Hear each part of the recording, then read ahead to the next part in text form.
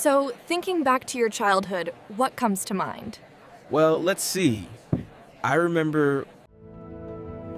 Have you ever noticed that when someone asks about your childhood, you suddenly pause? Not because you don't have memories, and not because it was necessarily terrible, but because there's a strange feeling, like a part of your childhood is missing. As if somewhere along the way, during those years of growing up, you somehow skipped over many chapters you were supposed to fully live. There wasn't a clear, tragic moment. No major event you can easily point to. Just that, when you look back, you realize you grew up too early. And what matters is this: that part of you never disappeared. It's still quietly shaping how you love, how you work, and how you see yourself, even now.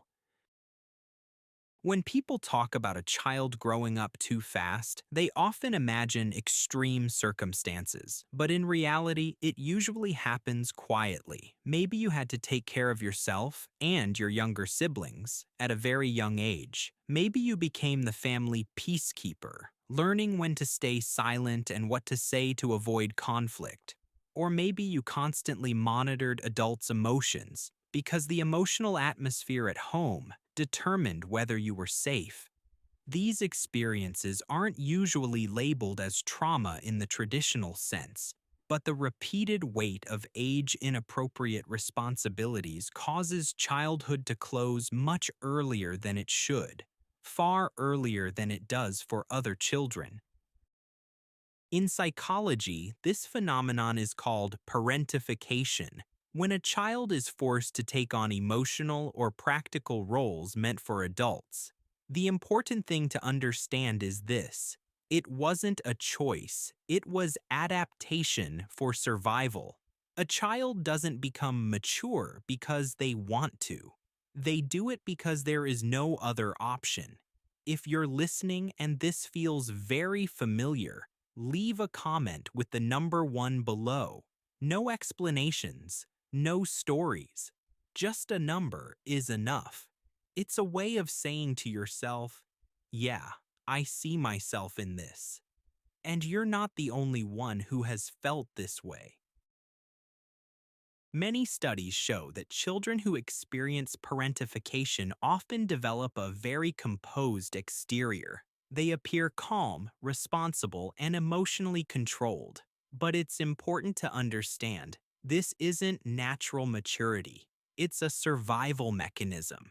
The child's nervous system learns to operate in a state of tension as its default. While other children are allowed to be carefree, to make mistakes, and to be protected, you learn to stay alert, to observe, and to brace yourself. What you once thought was normal was actually a prolonged state of crisis. And once the body adapts to that, it becomes very difficult to return to a natural sense of safety. Growing up this way, you often become very good at skills that others take years to develop. You can read emotions through a glance or a tone of voice. You know when to stay quiet and when to act. You solve problems quickly, adapt easily, and carry a strong sense of responsibility. What's rarely talked about is this: these skills don't come from healthy development. They come from not being allowed to fail. You learn to do everything right because mistakes once came with consequences. And even though these abilities may help you succeed in many areas of life, they carry a quiet cost, one you often only notice later in adulthood. That cost rarely shows up in major challenges. You may handle crises extremely well, yet struggle with small, everyday things. Asking for help feels uncomfortable. Rest makes you feel guilty. Allowing yourself to be carefree, lazy, or vulnerable feels unsafe. Because early on, you learned that stability depended on you holding everything together. If you recognize yourself here, comment 1 below. That's not weakness. It's a sign that you've had to be strong for far too long.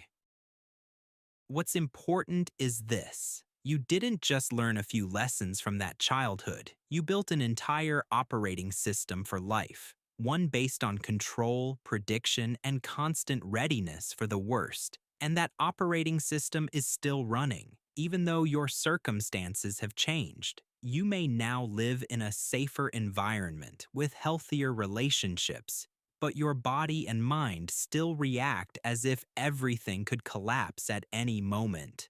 That's why relaxing, letting go, or trusting others can feel so difficult. In relationships, you're often the one people rely on, the one who listens, carries the load, and is always okay. You're easily drawn to people who need saving or fixing, not because you want to be a hero, but because being needed feels like a familiar form of love. True intimacy can feel unsettling. When someone loves you steadily and shows up consistently, you may feel unfamiliar or even uncomfortable, because deep down, you're still carrying an old belief that love always comes with giving more than you receive.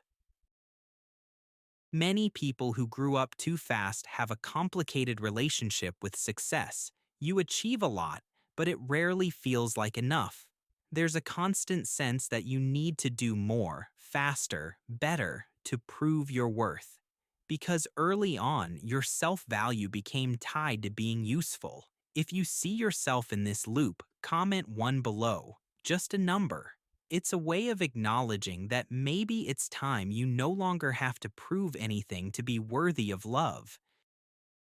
You become very skilled at managing other people's emotions. You ease tension, keep the peace, and make everyone around you feel comfortable. But the paradox is this: the better you are at it, the emptier you feel, because no one truly sees the effort you're making. You can be surrounded by people and still feel deeply lonely in a way that's hard to name, not because of a lack of presence, but because no one recognizes how much you're holding yourself together to keep everything fine. And asking to be understood can feel like you're breaking the role you've always been expected to play. Healing doesn't begin with getting over it. It begins with acknowledgement. You need to allow yourself to grieve the childhood you lost, to admit that there were things you should have had but never got the chance to receive. That doesn't make you bitter or ungrateful. It simply makes you honest about your experience. The inner child within you sacrificed far too much just to keep things running. And acknowledging that is the first step toward no longer having to sacrifice yourself in the same way. One of the hardest lessons is learning to tell the difference between being needed and being valued. You are not the sum of what you do for others. You are not your productivity, responsibility, or sacrifice. You are simply a human being, and that alone is enough. You're allowed to rest without a reason, to receive care without earning it first, and to be someone who isn't strong all the time. This may feel unfamiliar, but it's a skill you can relearn at any age. If you've made it this far, a part of you may have realized this. The child who grew up too fast did everything they could to keep things stable. They were strong, smart, and resilient, but they don't have to carry that weight anymore. Now you can allow yourself to slow down, to let go, and to learn how to be cared for. Growing up too fast doesn't disappear when we become adults, but it can be healed if we're patient and kind with ourselves.